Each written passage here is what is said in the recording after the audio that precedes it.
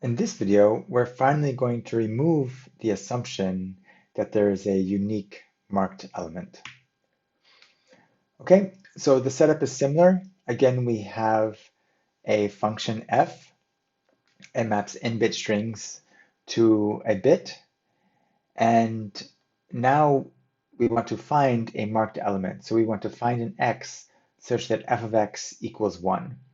But we no longer have the promise that there is a unique x such that f of x equals 1. Okay, so in this case, let f inverse of 1 be the set of all x's such that f of x equals 1. And suppose that the size of this set is capital T, and suppose that capital T is known. Okay.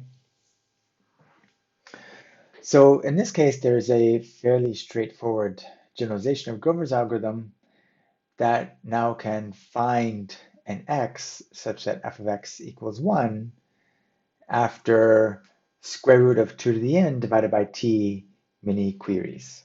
So there's a couple different ways you can prove this result. The way I'm going to show here really mirrors what we did in the case of a unique marked element.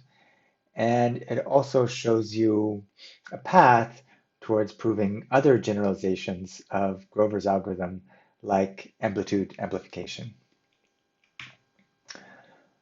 Okay, so we're again going to just work in a two-dimensional plane. We just change our vectors a little bit. Okay, so now I'm going to define a state, psi good, which is just a uniform superposition over all x such that f of x is equal to 1. Okay, and the state orthogonal to that in our two-dimensional plane is going to be psi bad. So psi bad is just the uniform superposition over all x that map to 0. Now the oracle in this case is going to be exactly the same as before. Okay, so OF on a computational basis state y, that is going to multiply the phase by -1 if f of y is 1, okay, and otherwise it's just going to do nothing if f of y is 0. Okay, so we have this normal phase oracle for f, and the definition of the Grover iterate is just like before, right? So here, this is just the application of the oracle, OF, and this is reflection about the uniform superposition, okay, just like last time. And the algorithm is also very similar to what we did before. Okay, so we're just going to prepare the uniform superposition first, and then we're going to apply the Grover iterate k many times. Okay, so you can show that the Grover iterate in this two-dimensional picture is again just a rotation counterclockwise by an angle of 2 theta, where now theta is defined such that the cosine of theta is equal to the inner product between the uniform superposition and this psi bad state. Okay, so that's the definition of this theta here. So the angle that the uniform superposition makes with our horizontal axis, which is just psi bad. Okay, and right, so in this case, this inner product you can see is going to be square root of 1 minus t divided by n. So now the remaining task is to determine how many times k we should apply the Grover iterate. Okay. Now, when we measure at the end of the algorithm, when we do k applications of the Grover iterate, then the probability that we're going to see an element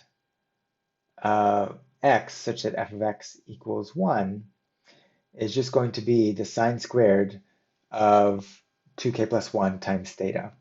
Okay, so it's again exactly as before, with this new definition of theta. So just like before, we're going to choose k to be the floor of pi divided by 4 theta. And that's going to be at most pi over 4 times the square root of n over t. Okay, so something that you have to be aware of here is that also in this case, our success probability will, with this choice of k, will be something like 1 minus t over n. Okay, so as t gets very large, our success probability actually goes down.